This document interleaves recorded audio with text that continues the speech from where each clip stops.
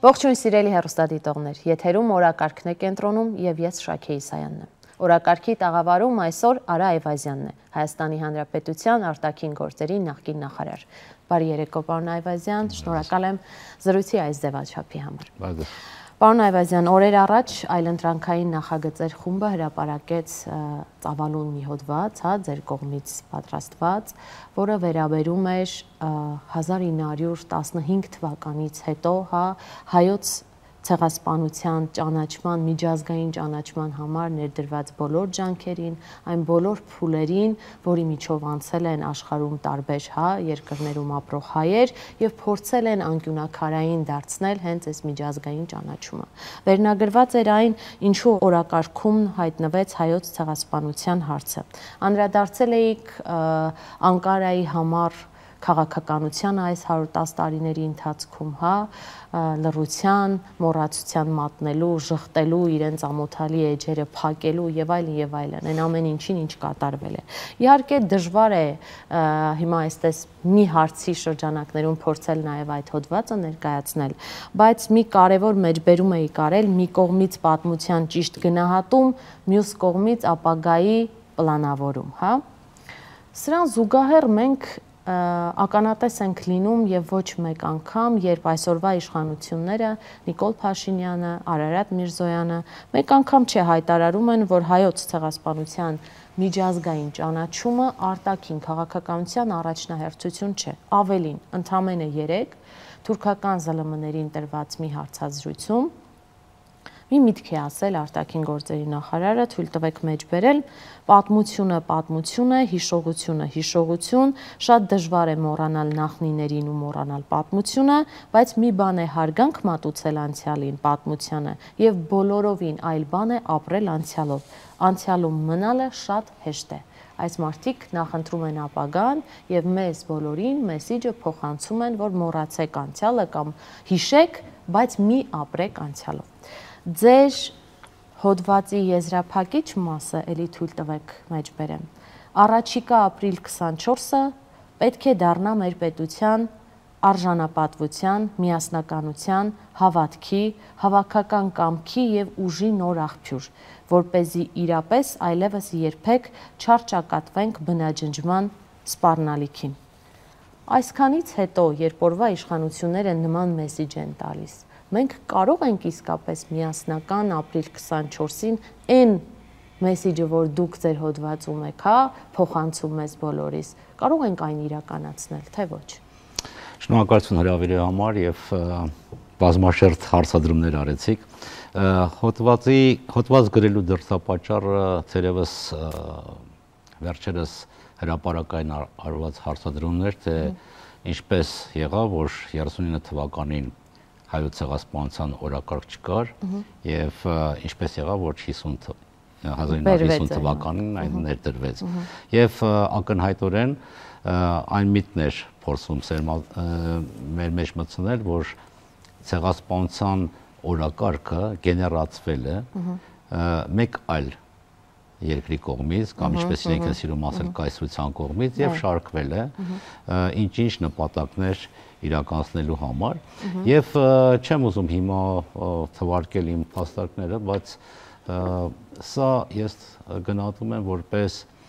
այն գաղափարական պաշարի մի կարևոր մաս, որը տանում են մեր հակառակորդները եւ ցավոք սրտի, որի մաս է դարձել նաեւ այսօրվա Հայաստանի ներկայիս իշխանությունը եւ սա չափազանց վտանգավոր դրսևորումներ են եւ կարծում եմ, որ պետք է եւ կցանկանայի, որ նաեւ մասնակիցները դրա մասին ավելի ծավալուն եւ առարկայական խոսել։ Ես իմ գիտելիքների, իմ փորձի շրջանակներում փորձեցի անդրադառնալ այս հարցին եւ ցույց տալ, որ ցեղասպանության օրակարգը ինչպես է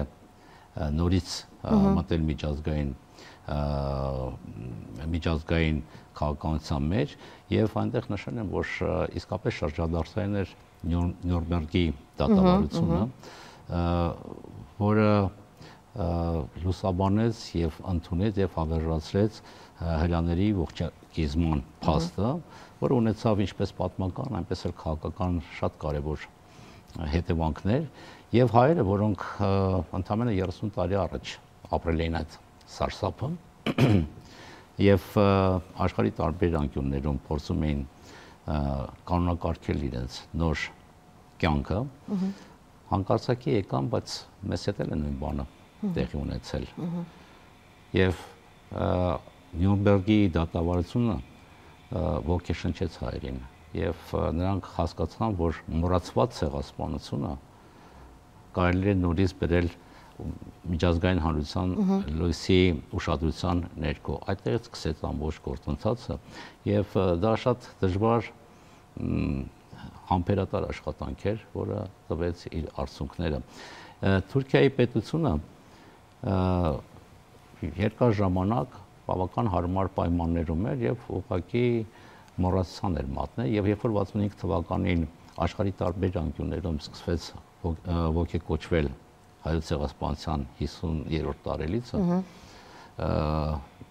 թուրքական պետությունը եւ պաշտոնյաները հանկարծակի եկան եւ 65 թվականի մայիսին որպես հետևանք այդ դրսևորումների ցեղասպանության հիշատակման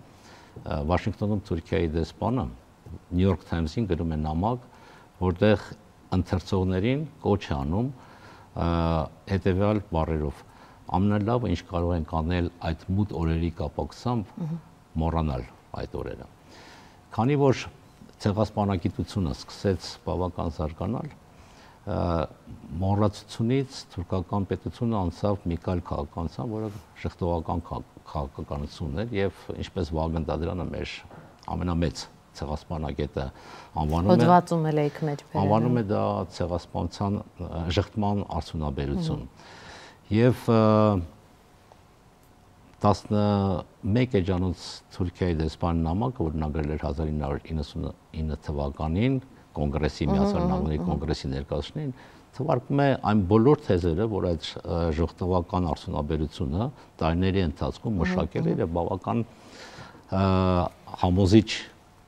թերևս թվում են թեզեր են եւ պրոֆեսոր Դադրյանն ուղղակի մեկ առ մեկ ջախջախել էր այդ բոլոր թեզերը եւ դրանից հետո թուրքական միտքը որևէ նոր բան չէր կարողանում։ Եվ շատ ցավալի է, որ 2.5 տասնամյակ հետո այս ժխտման եւ ուրացման դրսևորումները մենք տեսնում ենք մեր պետական պաշտոնյաների կողմից, որը չափազանց վտանգավոր դրսևորում է եւ սա կոչված չէ հարաբերությունների կարգավորման, սա կոչված չէ արդարության հաստատման, սա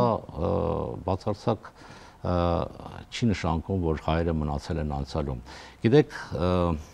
տարբեր ցեղասպանություններ են եղել տեղի ունեցել եւ յուրաքանչյուր ցեղասպանություն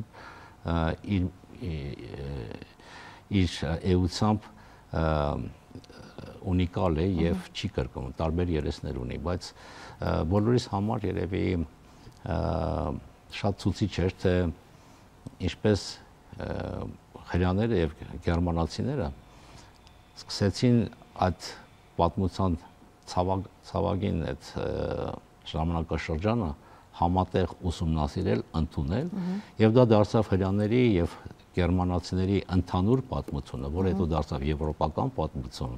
հոլոկոստի մասին խոսքը եւ ի վերջո դարձավ համաշխարհային պատմություն։ Գերմանիայի նախկին նախագահ Ռիխարդ ֆոն Վայցեկերը հետևյալ բառերն է ասում. այն, ով կմոռանա անցյալը, կդառնա կույր այսօր։ Այն, ով կմոռանա երեկվա դաժանությունները, ամարտկայնությունները, ենթակա է ապագա վարակների։ Վերադառնանք մեր օրերին։ Ցեղասպանության միջազգային ճանաչումը, որը ի սկզբանե կոչված էր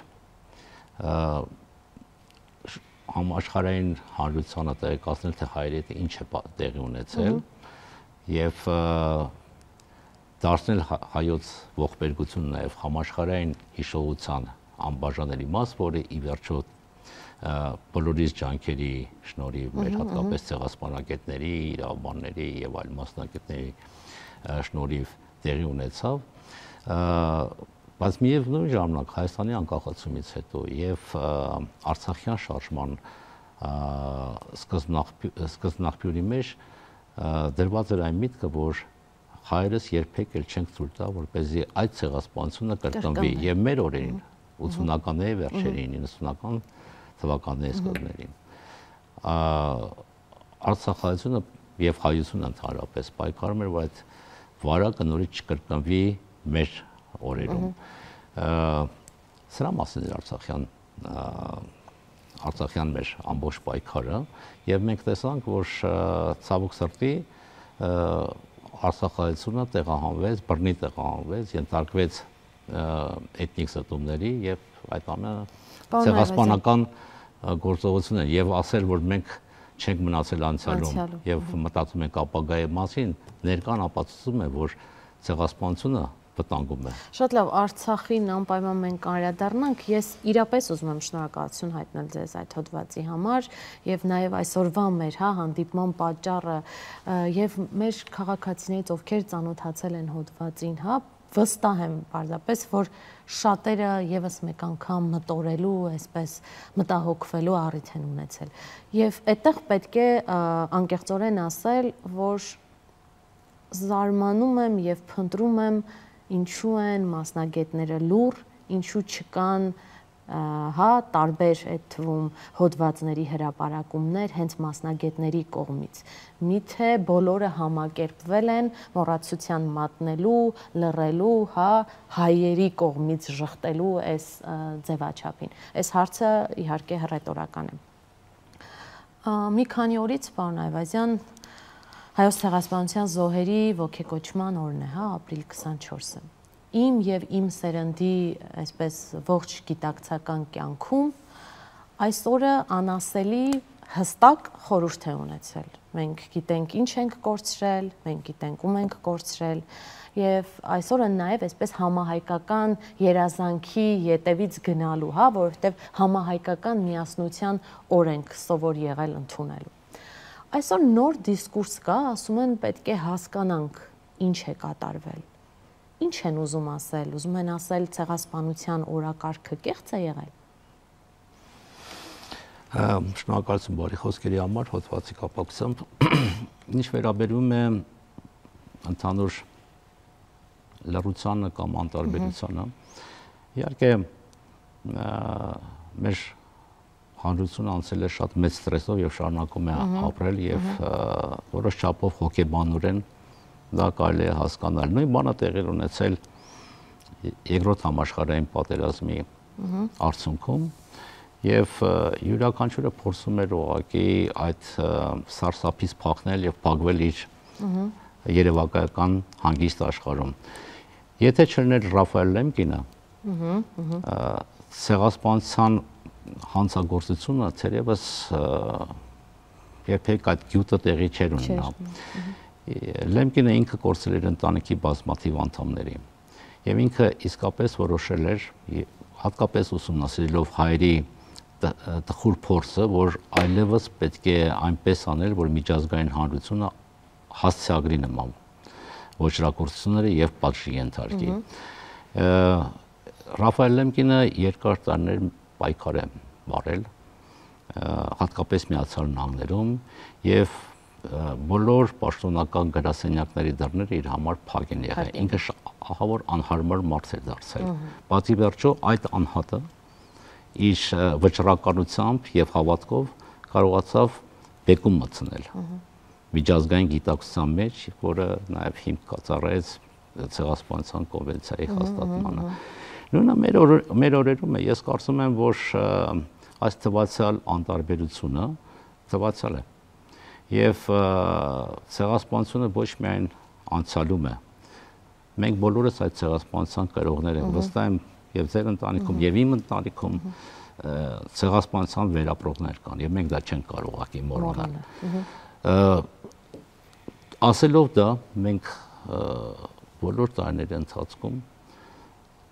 վստահ ենք եղել եւ կարծում եմ ճիշտ ենք եղել, որ մեկ կողմից մենք պետք է այդ պատմության դառը դասը կրող լինենք, դասի կրողը լինենք, բայց մյուս կողմից տեսեք Թուրքիան շատ ավելի մեծ պետություն է,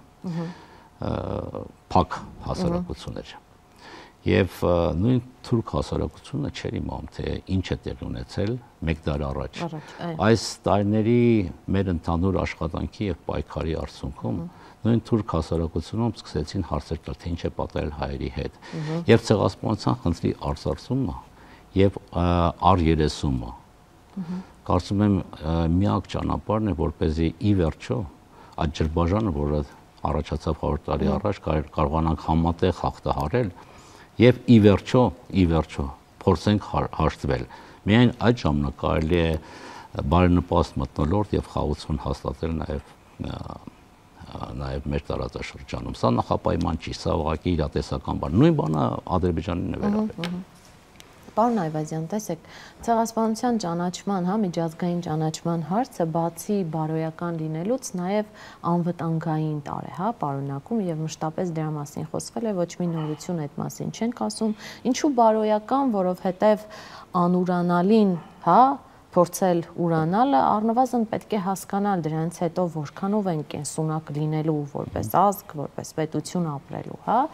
եւ չգիտեմ, ով կմտածեր, որ մի օր Հայաստանը կգլխավորեր, ցեղասպանությունը ժխտելու, այսպես ասենք, ցուցակը, որևէ մեկը կարծում եմ սրանից տարիներ առաջ այդպես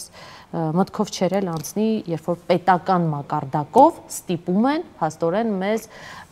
լռել, մոռանալ կամ առնվազն առաջ շարժվել առանց անցյալը նայելու, ինչպես իրենք են ասում։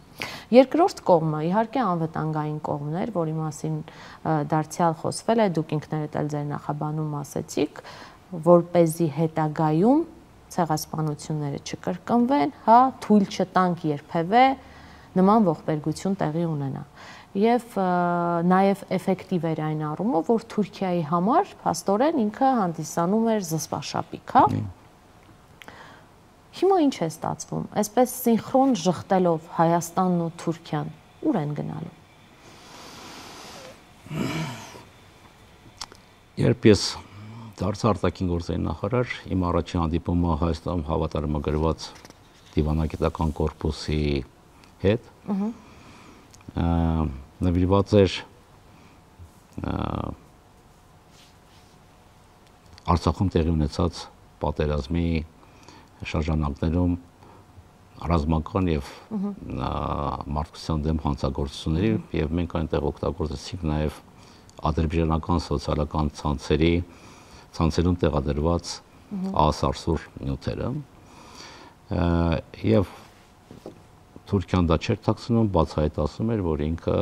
ուղղակիորեն ներգրաված է եղել, եթե չասենք կառավարել է ամբողջ պատերազմը։ Եվ ես դիվանագիտական կորպուսի ներկայացուցիչներին ասացի, երկար տարիներ դուք մեզ ասում եք, որ դուք մնացել եք անցյալում, որ մենք գործ ունենք այլ Թուրքիայի հետ, ժողովրդական Թուրքիայի հետ, ժամանակակից Թուրքիայի հետ եւ հաղթարեք այդ խնդիրը եւ անցեք առաջ։ Տեսեք ինչ տեղի ունեցավ եւ փորձը ցույց տվեց, որ անպատժելիությունը բերեց այս նոր հանցագործությունների 21-րդ դարում բոլորիս աչքի առջ է։ Եվ ավարտեցի իմ խոսքերը, մի քանի օր հետո պետք է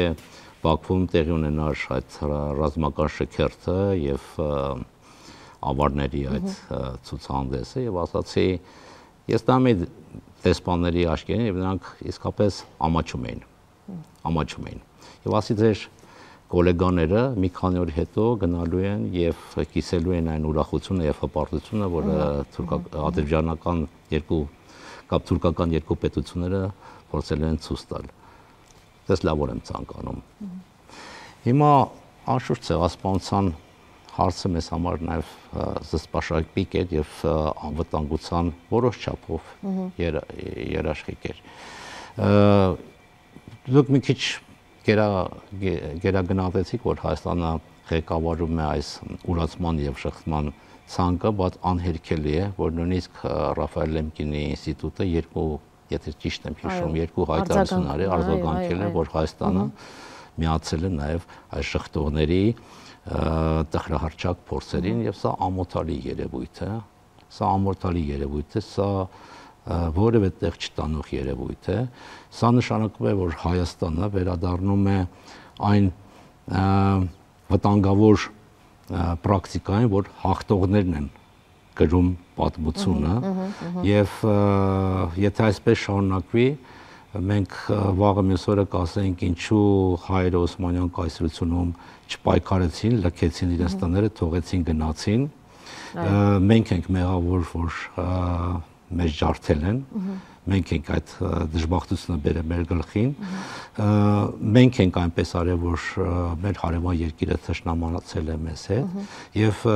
պետք է ընդունենք բոլոր հորինված մեղադրանքներ, այդ թվում նաեւ հարևան մյուս երկրի Ադրբեջանի կողմից այսօր պարտադրվող մեծ պատմությունը, որ Հայաստանը ինչ-ինչ հանցանքներ է գործել իր էջերում եւ սա ոչ միայն չի բերելու խաղացում, դա ել ավելի է քայքայելու մեր ազգային պաշտպանողական կարողություններն ու անվտանգությունը։ Տեսեք, դուք շատ ճիշտ մեջբերեցիք Արցախի օրինակը, հա, եւս մեկ անգամ կարծում եմ կարելի է անդրադառնալ հենց այդ օրինակով նշել այս մարդիկ, ովքեր առաջարկում են անցյալը թողնել, ուրանալ, չգիտեմ, մոռանալ, լռել առնվազն եւ այլն, այն ինչ կատարվեց Արցախում չեմ կարող հիմա նորից օրինակ չբերել, հա, 21-րդ դարում բոլորիս աչքի առաջ, ամբողջ աշխարհի առաջ մարդիկ իրենց տունը, տեղը, հա, չգիտեմ, բիզնեսը, համալսարանները, դպրոցները, ամեն ինչ թողեցին 2 օրում իրենց գեղեցիկ քաղաքներից ու գյուղերից, հա, դուրս եկան։ Եվ այդ ամենը նորից եմ ասում աշխարհի առաջ, թեկուզ չճանաչված պետություն, բայց աշխատող պետություն էր, հա, այդ ամեն Արցախը։ Եվ հիմա, երբ որ առաջարկվում է լռել, ուրանալ, մոռանալ, ես չգիտեմ, դիվանագիտության մեջ կա այդպիսի մի նախադեպ, երբ որ այսպիսի հաշվարկներ են կատարվում ու պետություններ ունենում են հաջողություն։ Անգամ ավելին, պարոն Այվազյան, որևէ, հա, մեսիջները իշխանական ներկայացուցիչների հետևյալն են, որ անգամ եթե այդպես թույլ պահանջատիրական էլեմենտներ պարունակող որոշակի տարեր լինեն, հնարավոր է նոր էսկալացիա եւ այլն եւ այլն։ Բանակցություններում արդյոք, պարզ է, որ հիմա չեք տիրապետում այդ փաթեթին, բայց արդյոք հնարավորություն չկա այս հարցադրումը դնելու, իսկապես այդտեղ ուղիղ կապ կա, եթե մենք այս հարցադրումը դնենք, չգիտեմ, բանակցությունները կմտնեն փակուղի եւ այլն եւ այլն։ Տեսեք, ցեղասպանությունը մարդկության դեմ հանցագործություն է։ Եվ սա միայն մեկ երկրի խնդիրը չէ։ Դա մարդկության դեմ տեղի ունեցող հանցագործություն է։ Հասկանալի է, որ ցեղասպանության ենթարկված խումբը կամ երկիրը կամ ժողովուրդը այնքան թուլացած վիճակում է, որ ինքը չի կարող մենակ ցեղասպանություն անող եւ զոհի այս հարթույթում իր հարցերը լուծել։ Այստեղ շատ կարեւոր է միջազգային հանրության դերակատարությունը։ Արցախի հարցում նույն ներկայիս իշխանությունները տարբեր առիթներով, հատկապես արտաքին գործերի նախարարությունը, եթե ճիշտ եմ հիշում, ասել են, որ Արցախում տեղի են ունեցել էթնիկ զտումներ եւ բռնի տեղահանումներ, որոնք ըստ էության ցեղասպանական գործողություններ են։ Եթե այդպես է եւ եթե Հայաստանը ինչպես տարիներ շարունակ եղել է ցեղասպանությունների կանխարգելման եւ պատժման դրոշակակիրներից մեկը եւ իներցիայի տրամաբանությամբ դեկտեմբերին, եթե ճիշտ եմ հիշում, յուրաքանչյուր տարի այստեղ Հայաստանում հավաքվում է միջազգային ֆորում հենց ցեղասպանությունների վերաբերյալ, հետեւաբար որպես պետություն, որը նվիրված է, հանձնառու է այդ ցեղասպանության ոչրագործությունը արմատախիլ անել եւ դրա դեմ պայքարելու, առաջին հերթին պետք է հասցեագրեր այս հարցը։ Այսինքն դու ֆիքսում ես, որ տեղի ունեցել էթնիկ զտում Արցախում, դու ֆիքսում ես, որ այնտեղ եղել է բռնի տեղահանում, դու ֆիքսում ես, որ ամբողջ ժողովուրդը ենթակա էր ցեղասպանական գործողություն, դրա համար են լքել այդ տարածքը եւ որևէ բան չես անում, Ու դրանով փակվում է թեման, ուղղակի դու արձանագրում ես, որ դա է տեղի ունեցել եւ ոչ։ Եվ շարժվում են կարող։ Ավելին։ Ու այն առաջը շատ ներողություն, երբ այսօր աշխարհակարգը ամենօրյա ռեժիմով ապացուցում է, որ կարծես թե ցեղասպանությունները թույլատրելի են դարձել։ Խաղաղ քաղաքների ռմբակոծություններ, խաղաղ բնակչության, այդպես տարանում եւ այլ եւ այլ։ Այսինքն այս պայմաններում այս հաշվարկները կարող են ճիշտ լինել։ Երկու բան ասեմ։ Ավելին, Հայաստանը ոչ միայն հետամուտ չեղավ այնց մեր օրերում տեղ ունեցած այդ ոչրագործությունը պատժելու ուղղությամբ, ինչ որ գործունեություն ծավալելու, այլ հակառակ քայլ արեց։ Այսօր մեր բոլոր պաշտոնական կայքերում բացակայում է, ջնջված է Արցախի վերաբերյալ որևէ հիշատակում։ Մեր արտաքին գործերի նախարարությունում կար կայքում կար Արցախի բաժինը։ Սկզբից ասացին, որ դա տեխնիկական խնդիր է, երբ վիրուսը մենակ Արցախին էր վերաբերվում, անցել է 1 տարուց ավել։ Ինչ եղավ, հետագայում պարզվեց, որ բոլոր պաշտոնական կայքերից, այսինքն մենք մոռացության ենք մատնում, ուրանում ենք, շղթում ենք այդ հարցը։ Մենք։ Այն ինչ կատարվել է մեզ հետ, մենք ուրանում ենք։ Մենք ենք։ Երկրորդը, ինչպես հայոց ցեղասպանությունը 1 դար առաջ դարձավ ժամանակակից ցեղասպանությունների նախատիպը, այնպես էլ այն ինչ որ տեղի ունեցավ արցախայության հետ, ինչը ցեղասպանություն էր, դուք նշեցիք, որ մերօրյա իրականությունը տարբեր տեղեր, ոնց որ թե ցեղասպանությունը թույլատրելի են դարձել, չէ՞։ Այն ինչ որ տեղի ունեցավ Արցախում, նույնպես նախատիպ դարձավ հետագա ոչրագործությունների համար։ Գրեթե 1 շաբաթ հետո, երբ Արցախը հայաթափվեց, նույն տիպի գործողություններ տեղի ունեցավ Գազայում։ Այո։ Եվ նորից լռություն, որտեղ անպատժելիությունը բնականաբար բերում է շարունակությունը։ Ես նաև կուզենայի այս կոնտեքստում ճշտել այս հայոց ցեղասպանության հարցի, կասկածի տակ դնելը ինչպիսի ազդեցություն է ունենում Հայաստանի եւ Սփյուռքի առանց այն էլ թուլացած հարաբերություններում, Մենք Սփյուռքի հետ 91 թվականից հետո սկսեցինք նոր փոխհարաբերությունների ժամանակաշրջան, որտեղ գաղտնիք չէ, որ Խորհրդային Միության ժամանակ շատ սահմանափակ էին այդ շփումները։ Եվ այս 30 տարիների ընթացքում մենք ոչ միայն միմյանց ճանաչեցինք, այլ սկսեցինք Հայաստան-Արցախ Սփյուռքը գործել միջազգային ասպարեզում որպես մեծամասամբ մեկ մարմին։ Սխալներ եղել են, իհարկե եղել են։ Թիրախները միշտ ճիշտ են ընտրվել, չէ։ Մենք իրականում բացահայտել ենք մեր ամբողջ ներուժը։ Բնականաբար ոչ։ Սխալներ եղել են, բայց ինչը կարևոր էր, որ սրա հիմքում նաև մեր ընդհանուր եւ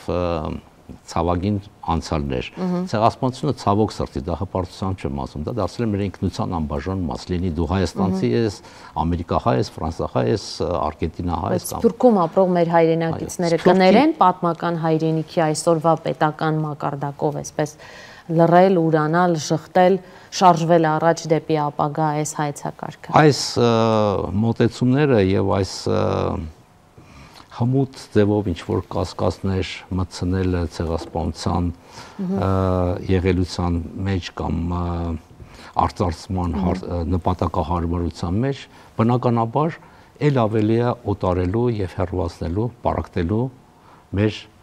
Սփյուռքը եւ պարակտելու է մեր համահայկական միասնականությունը, որ ես կարծում եմ միայն նպաստավոր կլինի մեր հակառակորդների համար։ Հայաստանը հարուստ երկիր չէ, բնականաբար, շատ բարդ աշխարհագրական եւ աշխարհակական պայմաններում է ապրում, բայց մենք ունենք իսկապես եւ շարունակում ենք ունենալ շատ ավելի մեծ հարստություն, դա համաշխարհային սփյուռքներ եւ այս համաշխարհային սփյուռքից հրաժարվելը, այստեղ միայն ֆինանսական ամենակարևորը մարդկային կապիտալն է։ Եվ դրանից հրաժարվել ես կարծում եմ շատ անհեռատես եւ վտանգավոր քաղաքացիություն։ Այս հարցի կոնտեքստում տեսեք, մեր աչքի առաջ աշխարհակարգը փոխվում է, ինստիտուտների դերը կարծես թե համակարգերի դերը նվազում է, դրա ֆոնին այսպես ավելի առաջ են գալիս անհատները, հա, ավելի են կարևորվում։ Օրինակ, եթե մենք էլի այսպես վերլուծենք Հայաստանից դուրս, կտեսնենք նույն Թրամփի կաբինետից, հա, տարբեր ուղղություններով բանագնացներ, հստակ ընտրվում են մարդիկ, ովքեր հստակ անձնական հեղինակություն ունեն եւ իրենց ազդեցության շրջանակները ունեն։ Նույնը կարելի է ասել նաեւ Ռուսաստանի հետ կապված, հա, երբ Պուտինի հստակ այդպես հատուկ ներկայացուցիչ է հանդես գալիս Կիրիլ Դմիտրիևը, օրինակ, հա, եւ այդպես շարունակ։ Այսինքն մենք կարող ենք նշել, որ անհատների դերը այս շրջանում մեծապես կարևորվել է։ Վերջին, եթե թարմ դեպքը այսպես ասեմ,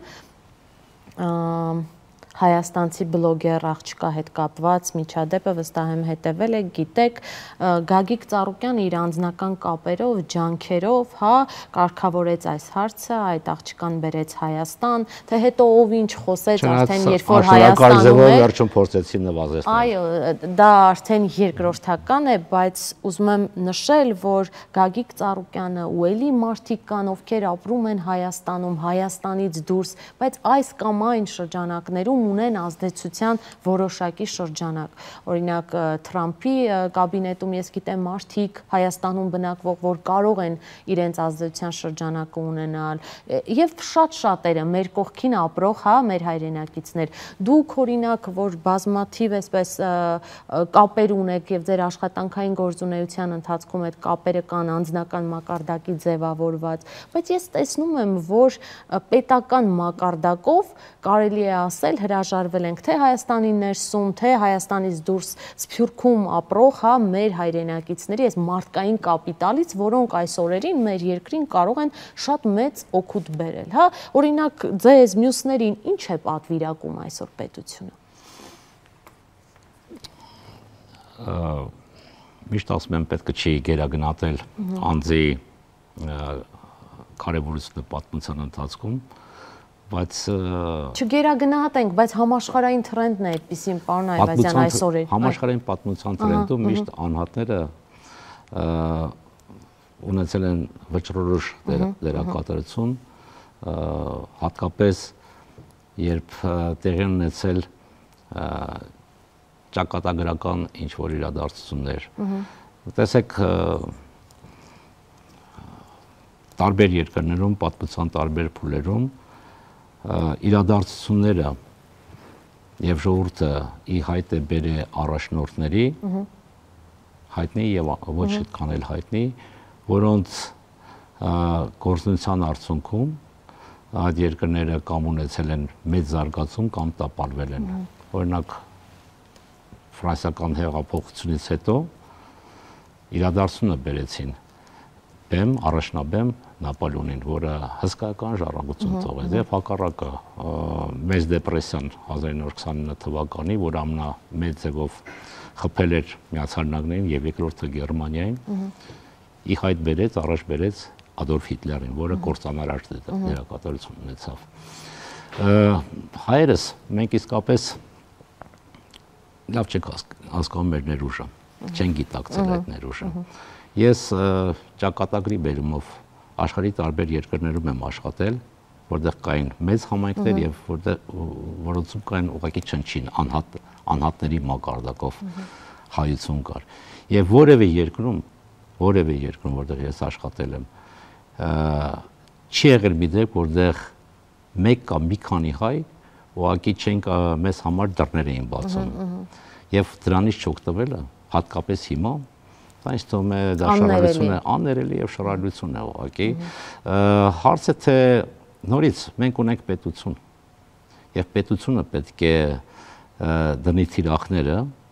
դնի նպատակները եւ փորձի ներգրավել այն մարդկանց, որոնք կարող են մեր ընդհանուր գործին ինչ որ մի լրացուցիչ դրական բան ավելացնել։ Մենք հակառակ ուղղությամբ ենք գնում։ Եվ վերջում իհարկե այս թեմայով շատ երկար կարող ենք խոսել, պարոն Այվազյան, մի այսպիսի նարատիվ էլ կա, որ իշխանությունները զարգացրել են, կարծես թե տպավորություն է, որ խաղաղության միակ կողմնակիցը հենց այս իշխանություններն են, մնացածները պատերազմ են ուզում։ Ես առնվազն իհարկե չգիտեմ մեկ հայի, քաղաքական ուժի ներկայացուցչի եւ այլն, ով պատերազմ է ուզում կամ ձգտում է պատերազմի, հա, բայց իմ տպավորությամբ կարծես թե ընդդիմությունը հենց այս հարցում թակարդի մեջ է գտնվում, հա, իշխանությունների կողմից այսպես ձևակերպված, որովհետև անընդհատ լսում եմ այդպես արդարացումներ եւ այլն, բայց իշխանությունները մշտապես տանում են էլի այդ թեզը, մենք խաղաղության կողմնակիցներն են, մնացածը պատերազմ են նախընտրում։ Այստեղ դիվանագիտական ելք կա, հա, այս ամեն ինչում, թե այդպես իշխանության օրակարգով պետք է շարժվի ընդդիմությունը։ Ես ինձ իրավունք չեմ վերապահի ընդդիմության անունից խոսել, չնայած համակրում եմ մեր ընդդիմությանը, բնականաբար։ Չէ, ավելի շատ ինչ պետք է անեն, որպես դիվանագետ ձեր խորհուրդը։ Գիտեք, ավելի շատ մեր ժողովրդի հետ պետք է աշխատել եւ ուղղակի բացատրել, ակնհայտ է։ Խաղաղությունը դու միակողմանի չես հաստատում։ Հակառակ կողմը պետք է նույնպես ձգտի խաղաղությանը։ Կարծում եմ այս անցած ժամանակաշրջանը պետք է բոլորին ապացուցել, որ մեր հակառակորդը, չասեք հակառակորդները, չեն ցանկանում խաղաղություն։ Նրանք խաղաղության անվան ներքո շատ հեռատես քաղաքականություն ունեն եւ հետս հետե իրականացնում են այս նպատակը, որի վերջնական, ասենք, հանգուցալուծումը պետք է լինի կամ Հայաստան դարձնել ոչ կենսունակ պետություն կամ ընդհանրապես վերացնել աշխարհագրական քարտեզից։ Եվ սա շատ ներողություն, սա այն խաղաղությունը չէ, հա, ինչպես ներկայացում է ողորմված խաղաղությունը ունենալու է այն խաղաղությունը, որին այդպես փորձում են թիվ 1 ամբիոնից մեզ համոզելու ներկայացնել։ Սա խաղաղության մասին չի խոսքը։ Եվ այդ անպատժելիությունը, որը սկսվել է առաջին համաշխարհային պատերազմից հետո, հայ ցեղասպանությունից հետո եւ այս նոր անպատժելիությունը, որը վայելում են Ադրբեջանում, ցույց է տալի, որ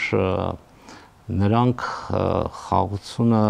այլ կերպ են պատկերացնում, նրանք կանգ չեն առնելու, նրանք հպարտանում են իրենց պատմությունով, նրանք շարունակելու են, չեն մոռանում, այն ինչ որ մենք համարում ենք ամոթալի էջեր, նրանք համարում են իրենց պատմության հպարտության էջեր։ Եվ հետեւաբար մինչև այս իրավիճակն է, խաղաղության մասին խոսելը ինձ թվում է ուղղակի վնասակարար պատրանք է, բնականաբար միջազգային հանրությունը ծափահարելու է, ողջունելու է, գեղեցիկ հայտարարություններ անելու, քաջալերելու են, բայց այստեղ հողի վրա մենք ենք ապրում։ Եվ հետեւաբար դիվանագիտական եւ ռազմաքաղաքական լուծումը, եթե մենք ուզում ենք հանգիստ կյանքով ապրել, պետք է զարգացնել մեր կարողությունները, ոչ թե պատրաստվելու մյուս պատերազմի։ Ցավոք սրտի պատերազմները միշտ կրկնվում են, բայց այնպիսի իրավիճակ ստեղծել, որ հակառակորդը պատերազմ սկսելու յուրաքանչյուր ցանկությունը դրսևորելուց առաջ հաշվարկի թե օգուտները գերագնահատելու են շահը թե չէ, վնասները թե չէ։ Այսինքն մենք պետք է 4 տարի առաջ դեռ պետք է մենք ամբողջ ազգով լծված լինենք ռազմաքաղաքական բալանսի վերականգնմանը։